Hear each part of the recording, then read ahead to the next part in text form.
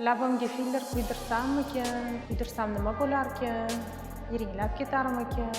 O'xshaymikan, o'xshamasmikan? Sizlar ham haliyam qo'rqasizlarmi labinglarga filler qildirgani? Yiringlab ketadi yoki labimdan filler oqib ketadi deb o'ylayapsizlarmi? Yo'q, qiyshayib qolishidan qo'rqasizlarmi? To'g'ri, bu narsadan qo'rqishinglar kerak.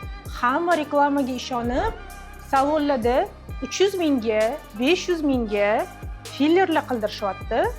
Chunki bu nekачественный filler hisoblanadi.